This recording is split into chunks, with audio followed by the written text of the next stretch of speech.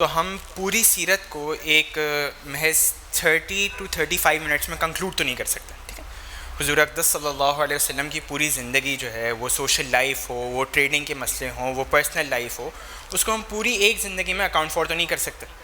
تو لہٰذا ان اگلے 30 سے 35 منٹ میں ہم ایک ایسا اینگل دیکھ رہے ہوں گے نبی صلی اللہ علیہ وسلم کی زندگی کا, جو ایک جو ہے وہ بہت سارے لوگوں نے شاید پڑھا ہو, بہت سارے لوگ نہیں پڑھے ہوں, بہت سارے لوگ اس چیز کو جانتے ہوں, لیکن کئی بار ایسا ہوتا ہے کہ یاد دہانی بہت زیادہ ضرورت ہوتی ہے. ٹھیک ہے, ہم بہت ساری چیزیں بہت مرتبہ سنتے ہیں, سمجھتے ہیں, پڑھتے ہیں, یاد بھی ہوتی ہیں, لیکن یاد دہانی نہیں ہوتی تو ہم بھول جاتے ہیں. تو سیرت نبوی کا آغاز کرتے ہیں. بسم اللہ الرحمن الرحیم.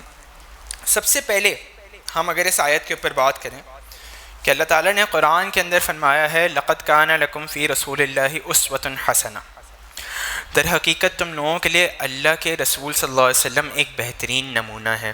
ٹھیک, نمونے سے کیا مراد ہے؟ اگر ہم بولیں کہ یار نمونہ کسے کہتے ہیں, ٹھیک ہے, ہم ایگزامپل کے اوپر, ایگزامپل سیٹنگ کے اوپر بات کریں تو اگر ہم سے کوئی پوچھے کہ یار مجھے میری کمپنی کے لیے کوئی کام ہے تو مجھے لائر چاہیے, تو ہم ایک بیسٹ لائر ان پاکستان تلاش کریں گے. یا ہماری اگر اللہ نہ کرے کہ طبیعت خراب ہو جاتی ہے تو ہم کیا چاہتے ہیں, ہمیں بیسٹ ڈاکٹر ملے. ٹھیک ہے, تو ہم جس بھی پروفیشن کا ہمارے پاس پرابلم آتا ہے تو ہم کیا چاہتے ہیں کہ ہمیں اس ریلیٹڈ پروفیشن کا ایبسلیوٹ زبردست انسان ملے, ہے نا. تو یہاں پر کیا ہے, یہاں پر اللہ تعالیٰ کہہ رہے ہیں کہ ہم نے اللہ نبی صلی اللہ علیہ وسلم کو ایک بہترین نمونہ بنا کے دیا. تو بیسٹ ایگزامپل ہمارے پاس کس کی ہے؟ اللہ نبی صلی اللہ علیہ وسلم کی.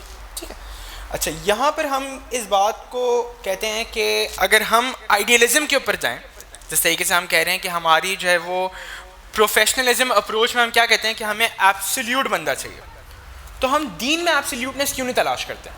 ہم دین میں پرفیکشن کیوں نہیں تلاش کرتے ہیں؟ وہاں ہماری پرفیکشن, وہاں ہماری سکسیس, وہاں ہماری ایبسلیوٹنس کہاں جاتی ہے؟ ہم ہر چیز میں 100 میں سے 100 لانے والے بنتے ہیں نا. ہم جب پڑھائی کر رہے ہوتے ہیں, اگر پڑھائی کی بھی اگزامپل لے لیں, ہم یہ چیز سوچ رہے ہوتے ہیں نا کہ ہاؤ ٹو اسکور 100 on 100, لیکن دین کے اندر ہم جو ہے وہ اپنے آپ کے اندر لیکنگ برداشت کر لیں گے. ہم کہیں گے ہاں بھائی اللہ تعالیٰ بہت غفور الرحیم ہے, وہ بخشنے والا ہے. وہاں یہ والا کانسیپٹ کیوں اور دنیا میں یہ والا کانسیپٹ کیوں نہیں؟ یہ ایک سوال ہے.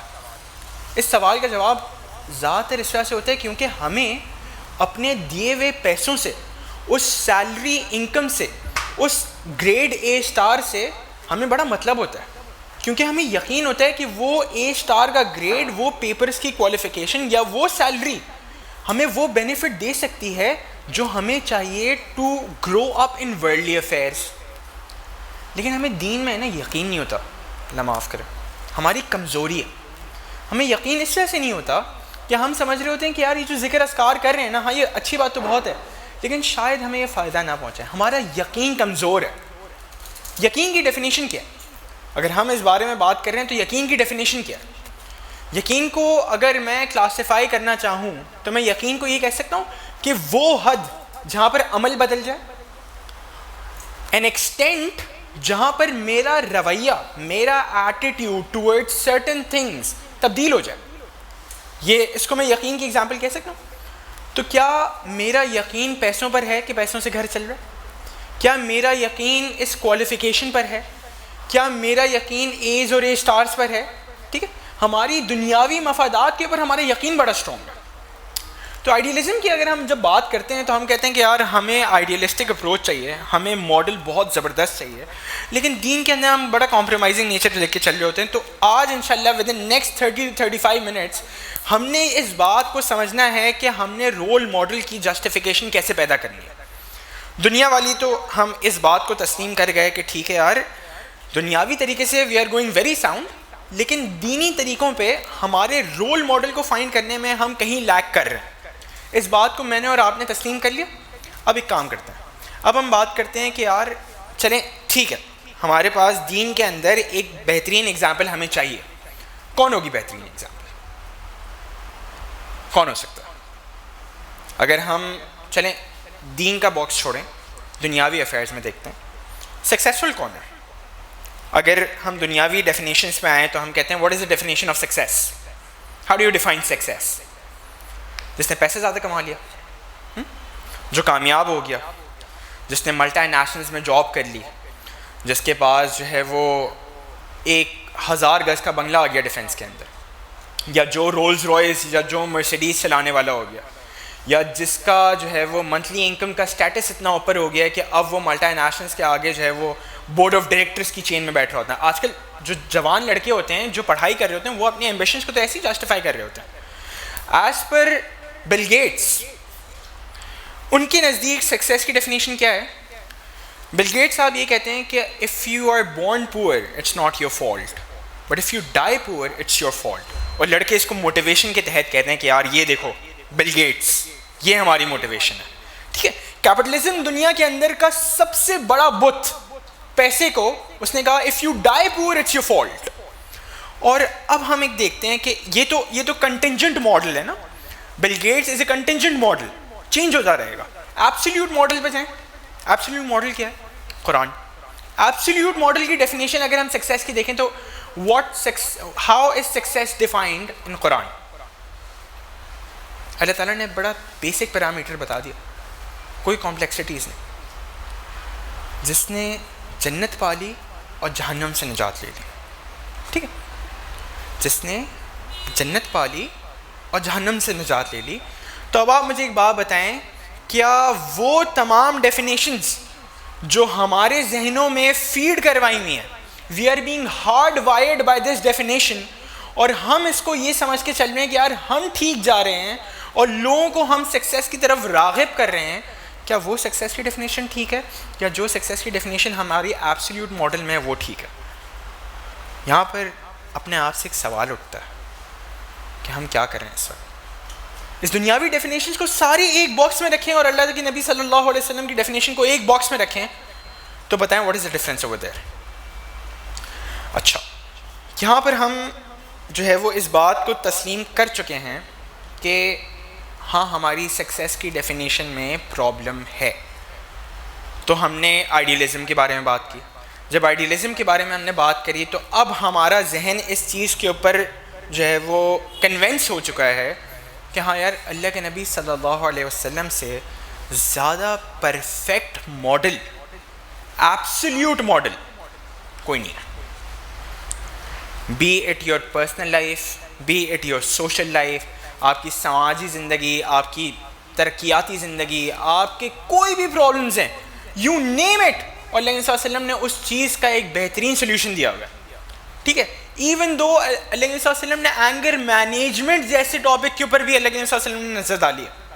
وہ آپ کا میرا نبی ہے، وہ اتنی ایبسلیوٹ طریقے سے ہر ایک اینگل کو کور کرتے جا رہے ہیں، اور ہم دنیا کے مٹیریلسٹک اور کیپٹلسٹک نظام کے پیچھے چلے جا رہے ہیں. ہم کہہ رہے ہیں ہاں یار یہ پیسہ ہمیں سکسیس دے سکتا ہے، پیسہ ہمیں ترقی دے سکتا ہے. یہ جو مولوی حضرات ہیں نا، یہ جو سجدے کر کے بیٹھے ہوئے ہوتے ہیں، یہ تھوڑی ماڈل ہے ہمارا. ہم اس چیز کو سمجھ نہیں پا رہے. ہم سمجھ رہے ہیں کہ یار مخلوط محفل میں بیٹھ کے ہم ایک کیپٹلسٹک نظام کو سٹڈی کر کے ہم بڑے سکسیسفل ہیں. کیا ہم سکسیسفل ہیں، یا وہ بندہ جو مسجد میں سجدہ ریز ہوئے اپنے آنسوں کے چہروں میں گھرا ہوا ہے وہ سکسیسفل ہے؟ یہاں ہمارا سوال ہوگا. یہاں ہم کہیں گے کہ سیلف پرسونیفیکیشن کے اندر ہم ڈھل گئے. اچھا، اب ہم نے یہ بات جب ڈیزائن کر دی کہ بھائی رول ماڈل تو ہے اللہ کے نبی صلی اللہ علیہ وسلم، تو ہم جب سیرت کے اوپر، کیونکہ یہ سیرت نبی صلی اللہ علیہ وسلم کا یہ پروگرام ہے، تو ایک چھوٹی سی ہم نے کوشش کری کہ ہم علیہ وسلم کی زندگی کا ایک اینگل دیکھیں جس کے اندر اگر ہم بیک سٹوری سمجھیں یا اس کو ہم دا بیک گراؤنڈ کا نام دیں، تو ہم یہ کہتے ہیں کہ پہلی وحی آئی علیہ وسلم کے پاس غار حرا کے اندر، محض کوئی 22-23 سال کے. علیہ وسلم کے پاس حضرت جبرائیل آتے ہیں پہلی وحی کے لیے، کہتے ہیں اقرا، پڑھ. علیہ وسلم کہتے ہیں میں نہیں پڑھ سکتا. میں پھر پڑھ، نہیں پڑھ سکتا. میں پھر پڑھ، نہیں پڑھ سکتا. ان کو گلے لگاتے ہیں. پھر وہاں سے علیہ وسلم کا کپ کپاتے ہوئے حضرت خدیجہ کے پاس جانا، اور پھر حضرت خدیجہ کے پاس سے ورقہ بن نوفل تک کا جانا. ایک یہ سفر ہے. ٹھیک، علیہ وسلم از این انٹینس پریشر کہ میرے ساتھ کیا ہوا ہے، اس چیز کو سمجھتے ہوئے کہ اللہ صلی اللہ علیہ وسلم نے آج کے سب سے بڑے کلچر پہ انگلی اٹھائی ہے. ہزاروں سالوں سے بدھ کو پوچھا جا رہا ہے، ہزاروں سالوں سے کعبہ کا برہنہ طواف کیا جا رہا ہے. برہنہ مینز نیکڈ، ٹھیک ہے، برہنہ طواف کیا جا رہا ہے، اور اللہ کے نبی صلی اللہ علیہ وسلم اس کلچر پر انگلی اٹھاتے ہوئے کہہ رہے ہیں کہ لا، نو، نفی. ہم جو کہتے ہیں نا یار اسلام جو ہے نا بڑا بیلنسڈ ہے، بیلنس نہیں ہے. کچھ چیزوں میں بیلنس ہے، کچھ چیزوں میں پیس ہے، کچھ چیزوں میں اچھائی ہے، لیکن کچھ چیزوں میں کیٹیگورک نوز ہیں، احکامات ہیں، کچھ ڈوز ہیں، کچھ ڈونٹس ہیں. آپ نہیں کر سکتے یہ چیز اور آپ کر بھی سکتے ہیں یہ چیز. لہجوں میں، جذبات میں ڈفرینس ہے. تو اللہ کے نبی صلی اللہ علیہ وسلم نے ایک آج تک کے سب سے بڑے کلچر پہ انگلی اٹھائی، اس ٹرینڈ پہ انگلی اٹھائی جو لوگ ہزاروں سالوں سے فالو کرتے آ رہے ہیں، اور لوگوں نے کہا یار یہ بندہ بات کیا کر رہا ہے. اور ان کی ایج کیا تھی جب ان کے پاس پہلی ریولیشن آئی؟ 22-23 سال، 40 ایئرس. تو 40 سال کی عمر میں ان کے پاس پہلی ریولیشن آئی. اور اس کے بعد اگر میں ایک تھوڑا سا ان کی شروع کی لائف پہ جاؤں تو جب پیدائش ہوئی تو والد صاحب کا انتقال ہوا تھا. 6 سال کی عمر میں اماں کا انتقال ہوا تھا. اور اس زمانے میں جب بچوں کی پیدائش ہوتی تھی تو وہاں سے جو ہے وہ بچوں کو امائیں دوسری جو ہے جس طریقے سے اللہ صلی اللہ علیہ وسلم کو حلیمہ سعدیہ کے حوالے کر دیا تھا، تو ان کی امی کے ساتھ بھی ان کا اتنا زبردست بانڈ نہیں جوڑا تھا. اور 6 سال کی عمر میں ان کی امی کا انتقال، 8 سال کی عمر میں ان کے دادا کا انتقال. تو اللہ صلی اللہ علیہ وسلم جب سے اس دنیا میں آئے ہیں سنس دین وہ اسٹرگلز، وہ سیکریفائسز کرے جا رہے ہیں. تو اس کے بعد یہ پہلی ریولیشن آئی، اس کے بعد بھی وہ ڈرے ہوئے ہیں، گھبرائے ہوئے ہیں کہ کیا ہوا ہے. اور اس کے بعد ائمہ کرام فرماتے ہیں کہ there was a break in revelation، وہی میں بریک آ گیا. یہ بریک بتایا جاتا ہے کہ کوئی 3 دن سے لے کر 6 مہینے کے بیچ کا بریک تھا. اب آپ مجھے ایک بات بتائیں، اپنے آپ کو اس چیز کے اندر، اس سچویشن کے اندر اپنے آپ کو ڈھلیں کہ let's say for example hypothetically speaking, آپ نے آج کے کسی سب سے بڑے کلچر پر، کسی سب سے بڑے ٹرینڈ پر انگلی اٹھا کے بولا کہ دس از رانگ، ٹھیک ہے، پھر آپ نے اس کے اگینسٹ اپنا ایک کلچر دیا، اور اس کلچر کے اوپر آپ کو اتنی زیادہ اپوزیشن مل رہی ہے، اور اتنے میں اللہ صلی اللہ علیہ وسلم کے پاس وحی کا بریک آ گیا. یعنی وہ نبیوں میں رحمت لقب پانے والا، مراد غریبوں کی بل لانے والا، یتیموں کا ساتھی، غلاموں کا مولا، انڈسپیوٹڈ پرسنالٹی. اور ان کے ساتھ بھی ان کو بھی لوگوں نے نہیں چھوڑا. جب وہ بھی حق بات کرنے گئے نا تو ان کو بھی لوگوں نے نہیں چھوڑا. اس کے لیے مومن کے پاس ایک درس ہے، ایک مومن کے پاس یہ لیسن ہے کہ مومن کبھی بھی کمفرٹ زون میں نہیں آ سکتا. اگر اس کی زندگی میں کمفرٹنس ہے نا تو وہ اللہ کی طرف رجوع کرنے لگ جاتا ہے کہ اللہ میرے ساتھ ایسا کیا ہوا ہے کہ میری زندگی میں کمفرٹ کیسے. مومن کے پاس کمفرٹ تھوڑی ہوتا. الدنیا سجن المومن و جنت الکافر، دنیا مومن کے لیے قید خانہ اور کافر کے لیے جنت ہے. تو مومن کبھی بھی یہاں پر کمفرٹ میں نہیں رہ سکتا. تو اللہ صلی اللہ علیہ وسلم کے اوپر لوگوں نے لان تان کری، آگے پیچھے باتیں کریں. اللہ صلی اللہ علیہ وسلم جب پرسیکیوشن میں تھے تو جب دعوت دینے جائیں تو ان کو پتھر مارے جائیں، جب نماز پڑھ رہے ہوں یا جب عبادات کر رہے ہوں تو ان کے اوپر اوجڑی گرا دی جائے. اس کے اندر بھی اللہ صلی اللہ علیہ وسلم نے گیو اپ نہیں کیا، چھوڑا نہیں. اور اتنا نیچے، اتنا گر گئے لوگ کہ جب انسان گر جاتا ہے کبھی کبھار گیو اپ فیل کر رہا ہوتا ہے، ایک ڈارک فیز میں ہوتا ہے اپنے. تو اللہ صلی اللہ علیہ وسلم سے اس دور کے اندر، اس ٹائم فریم کے اندر کوئی 2 دن ایسے ہوئے کہ اللہ صلی اللہ علیہ وسلم سے تہجد کی نماز چھوٹ گئی. تو ان کی جو نیبر تھیں، جو بڑھیاں تھیں، ان کے پاس آتی ہیں اور کہتی ہیں اے محمد، کیا تمہارے شیطان نے تمہیں چھوڑ دیا؟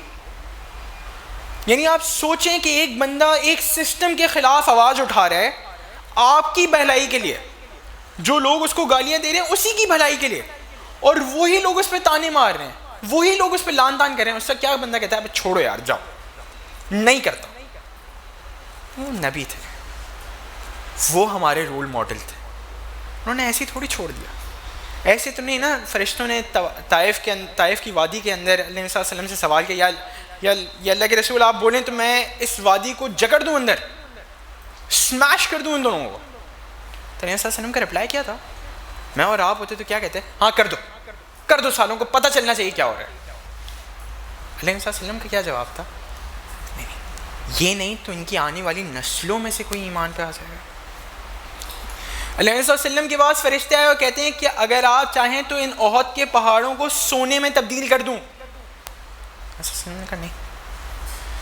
تو ان کی فکر دیکھو، ان کی سوچ دیکھو میرے اور آپ کے نبی کی، کہ جو ہم جب ایگزسٹنس بھی نہیں تھی، ہماری ایگزسٹنس کا نام و نشان بھی نہیں تھا، اس وقت سے اللہ علیہ وسلم ہمارے لیے رو رہے ہیں، اس وقت سے اللہ علیہ وسلم ہمارے لیے دعائیں کر رہے ہیں. تو اس صورت کو ہم نے چوز کیا کہ یہ سورہ ضحیٰ ہے، اور سورہ ضحیٰ کے اندر پہلی جو آیت ہے والضحیٰ، قسم ہے روز روشن کی، واللیل اذا سجا، اور رات کے جب کہ وہ سکون کے ساتھ طاری ہو جائے. اچھا، یہاں پر اللہ تعالیٰ نے دو کانٹراسٹنگ باتیں کی ہیں. یہاں پر اللہ تعالیٰ نے دو کانٹراسٹنگ چیزوں کے اوپر بات کری ہے، ایک روز روشن کی اور ایک رات کے جب وہ اس میں ڈھل جائے. اچھا، روز روشن اور رات کے اندر اگر ڈفرینس پتہ کریں تو کیا ہم یہ کہہ رہے ہیں کہ رات کو دن پر برتری حاصل ہے یا دن کو رات پر برتری حاصل ہے؟ نہیں، ایسا نہیں ہے.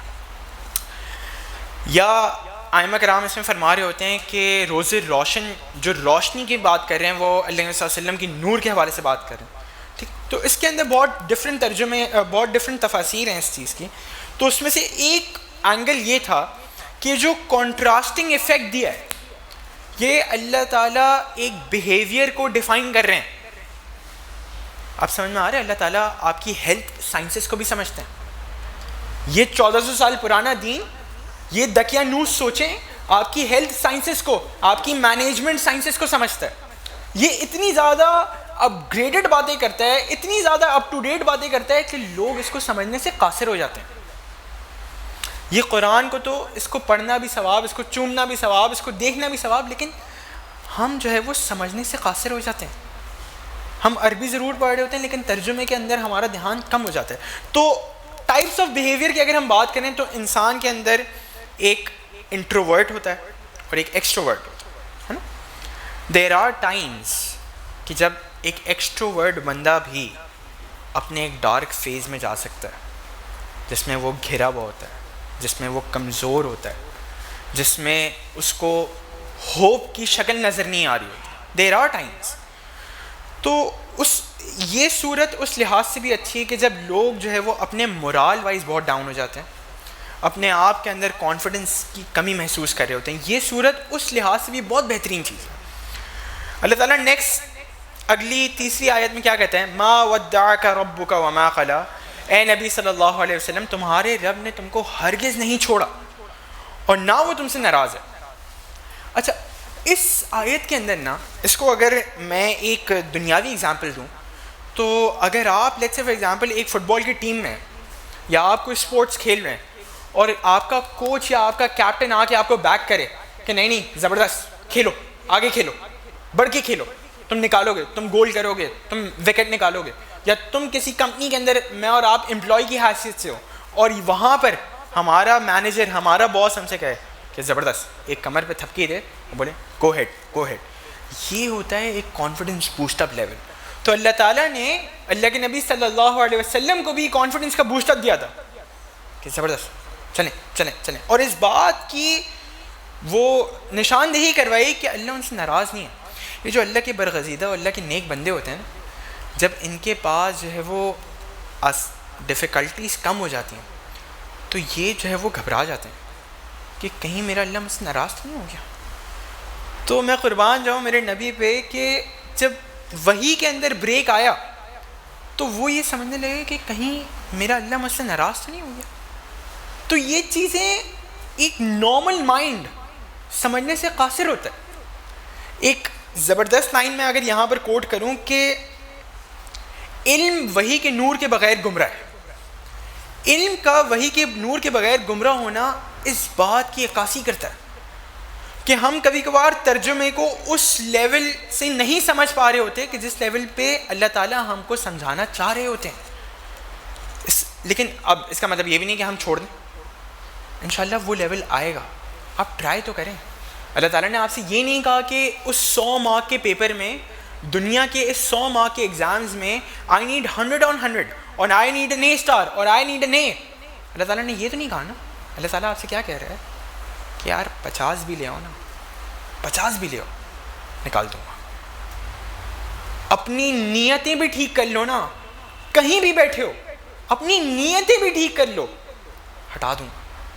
میں تم سے تمہارا ارادہ مانگتا ہوں, میں تم سے تمہارا اینڈ ریزلٹ نہیں مانگ رہا, وہ تو ہوگا انشاءاللہ, لیکن میں تم سے تمہارا ارادہ مانگ رہا ہوں کہ اگر تمہارے دل میں یہ نیت ہوئی نا, تمہارے دل میں اگر اس بات کی ایکسیپٹنس آ گئی کہ ہاں یار میرا رول ماڈل کیا تھا, میرے سکسیس کے ماڈلز کیا تھے, میں آج تک اللہ کو ناراض کرتا رہا ہوں اور اس میں ندامت کے اندر وہ آنکھ کے اندر کا آنسو آنکھ کے کٹہرے میں ہی رہ جائے. اللہ کہتا ہے ہو گیا, you are done, you are promoted, تم آ گئے جنت میں. اور اللہ تعالیٰ نے اپنے آپ اپنی عدالت میں بیسک کرائٹیریا بہت منیمل رکھا ہے. اللہ تعالیٰ یہ نہیں کہہ رہے کہ بیٹا مجھے جو ہے وہ اتنی نفلیں چاہیے, یہ چاہیے. اللہ تعالیٰ کہہ رہے ہیں کوالٹی. دعا مانگو لیکن ایسی دعا مانگو کہ دل و دماغ دھیان سب ایک طرف ہو. یہ فون نکال کے یوز نہیں کرنا, کہیں بھی اچھی انفارمیٹیو جگہ پہ بیٹھے ہوئے فون نکال کے یوز کریں, نہیں یار. دنیا کے 24 گھنٹے ہیں, دن میں 24 گھنٹے آپ ذرائع ابلاغ سے, سوشل میڈیا کی دنیا سے کنیکٹڈ ہو. وہ جو 15-20 منٹ آپ کی جو نماز کے ہوتے ہیں نا, اس کے اندر ہونا چاہیے کہ یار بس دس از می اینڈ مائی اللہ. تو وہ جو آپ کو اور اللہ کا تعلق بنے گا نا, وہ انشاءاللہ ٹوٹے گا نہیں. نیکسٹ آیت میں اللہ تعالیٰ کہہ رہے ہیں وَلَلْآخِرَةُ خَيْرٌ لَكَ مِنَ الْأُولَىٰ, اور یقیناً تمہارے لیے بعد کا دور پہلے دور سے بہتر ہے. اچھا, اس کے اندر اللہ تعالیٰ کیا فرمانا چاہ رہے ہیں کہ اللہ تعالیٰ اس کے اندر کہہ رہے ہیں کہ بعد کا دور آنے والے دور سے بہتر ہے.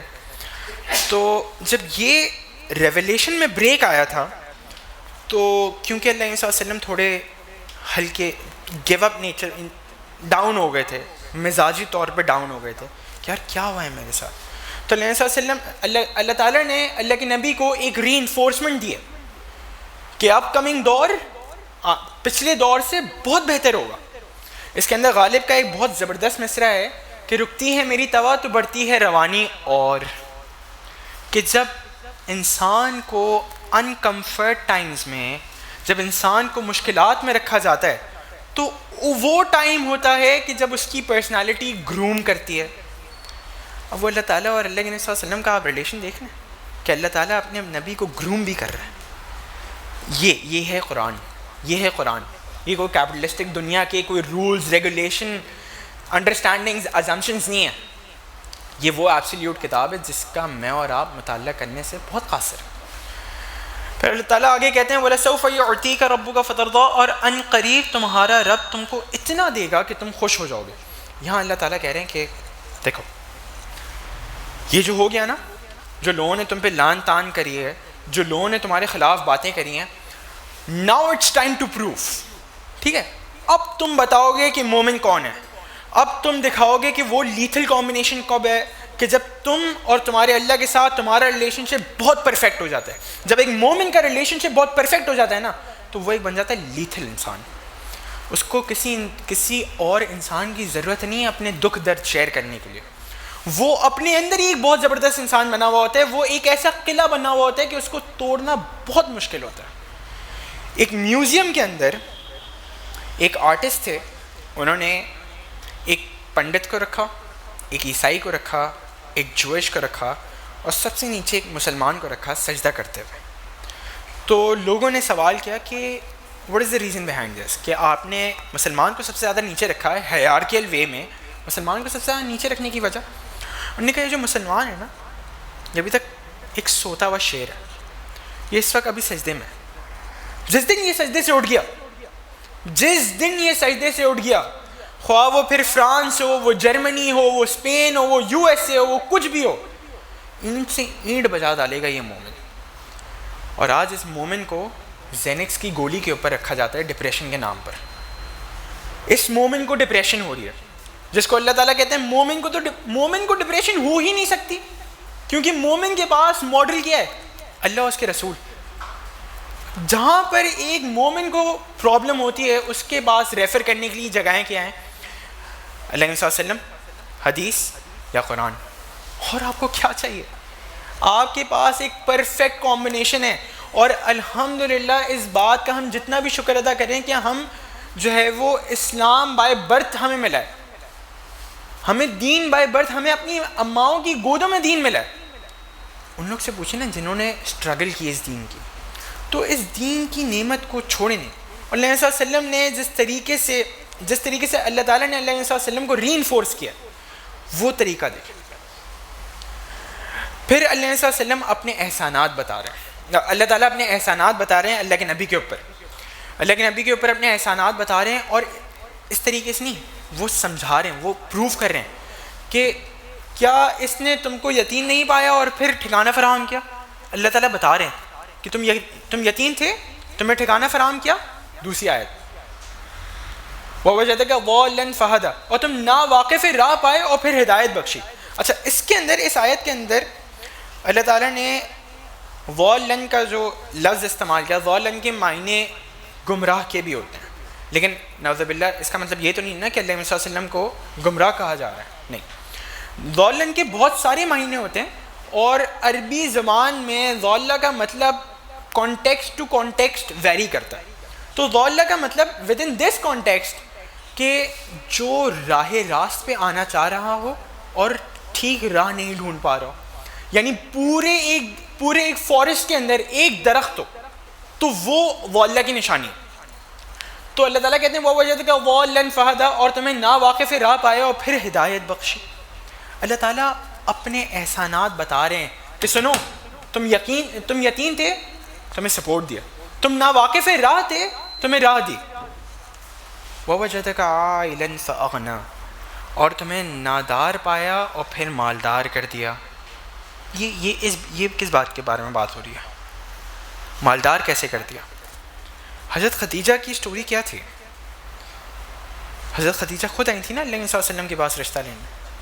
وہ اللہ صلی اللہ علیہ وسلم کا کنڈکٹ تھا نا کہ سوشل لائف کو بھی، ایک بزنس ٹرانزیکشن کو بھی ایک مومن ایسے کرتا ہے کہ آگے والا بندہ اس سے سبق لے لیتا ہے کہ یار آئندہ اگر ٹرانزیکشن کرنی ہے نا مجھے ایک مومن سے کرنی ہے، مجھے ابو بکر سے کرنی ہے، مجھے عبداللہ سے کرنی ہے، مجھے عمران سے کرنی ہے، ارشد سے کرنی ہے، مجھے سٹیون سے نہیں کرنی.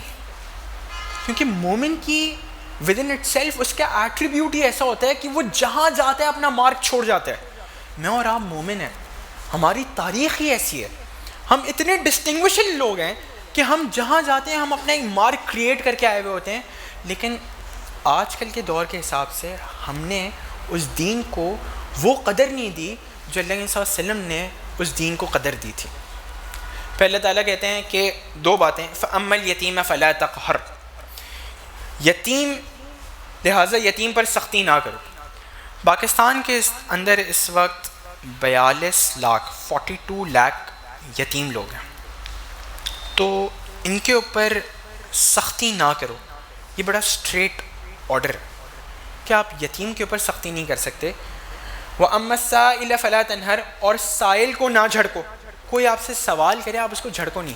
کئی بار انسان کے اندر یہ ہوتا ہے نا کہ تکبری، ایروگنس کے اندر ہمارے پاس اللہ تعالیٰ نے ایک اتنی زیادہ ہمیں اسکل دی ہوئی ہوتی ہے کہ ہمیں بہت ساری چیزوں کے بارے میں پتہ ہوتا ہے، لیکن ہم جو ہے جب لوگ ہم سے پوچھنے آتے ہیں کہ یار یہ کیا چیز ہے، اگر میں اپنی اگزامپل دوں تو میں کوالیفیکیشن میں ہوں اور کوئی مجھ سے آ کے پوچھے کہ یار یہ کوالیفیکیشن میں کیا ہوتا ہے اس حوالے سے، تو میں اس کو جھڑک نہیں سکتا کہ بھائی تمہیں تو کچھ نہیں پتا یار، تم سائڈ پر ہو یہاں سے. ٹھیک، میں یہ نہیں کہہ سکتا، میں کسی کو جھڑک نہیں سکتا، یہ میرا کام ہی نہیں ہے. کیا جو میرے پاس علم آیا ہے کیا وہ میں نے کمایا ہے یا اللہ تعالیٰ نے مجھے اس قابل سمجھا کہ وہ علم میرے پاس آیا؟ کبھی بھی اس چیز کے نا ہمارا نیتوں میں بڑا ڈفرینس ہوتا ہے.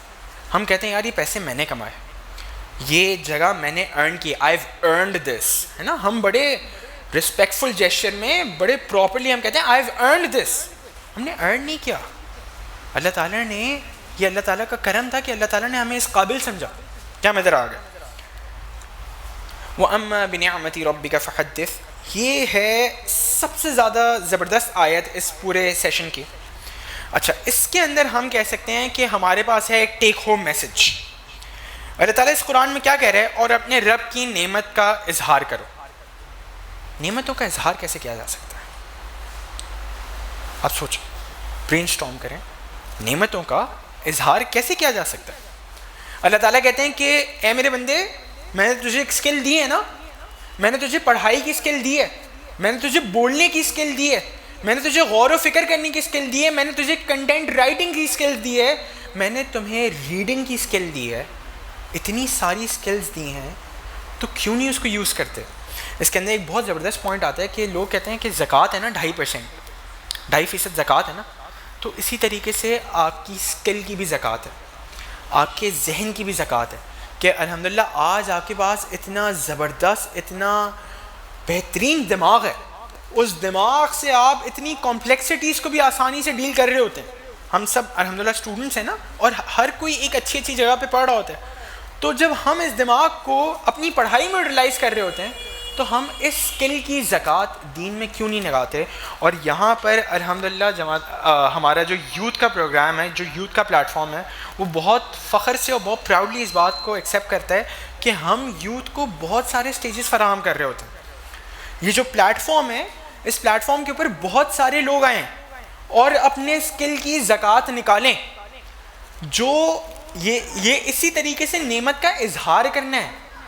یعنی یہ جو نعمتیں اللہ تعالیٰ نے آپ کو دی ہیں, اگر آج اللہ تعالیٰ نے آپ کو سوچنے سمجھنے کی اچھی صلاحیت دی ہے کہ آپ بہتر ریسرچ کر سکتے ہیں, تو اس بہتر صلاحیت کا آخرت میں سوال ہوگا آپ سے کہ یہ جو صلاحیت اللہ نے تمہیں دی تھی, اس کا تم نے کیا کرا. تو یہاں پر جماعت اسلامی کا جو یوتھ کا پلیٹ فارم ہے, اس کے اندر بہت الحمدللہ پراؤڈلی اس بات کو تسلیم کیا جاتا ہے کہ مجھ جیسے لڑکوں کو, آپ جیسے لڑکوں کو اس چیز کا پلیٹ فارم پرووائڈ کیا جاتا ہے کہ آئیں, جو بھی آپ کی اسکل ہے اس کی زکوٰۃ نکالیں. اور یہ ٹیک ہوم میسج ہے آپ کا.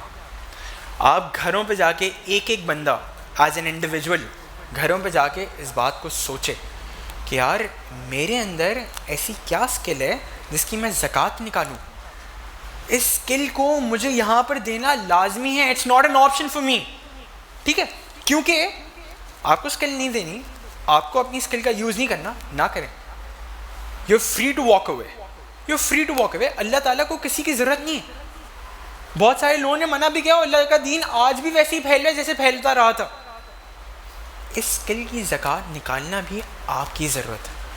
تو it's a one one situation کہ یہ اسکل کی میں زکوٰۃ اس طرح سے یوز کر رہا ہوں کیونکہ یہ ایک ایسا لفظ ہے جو ذہنوں میں رہ جاتا ہے.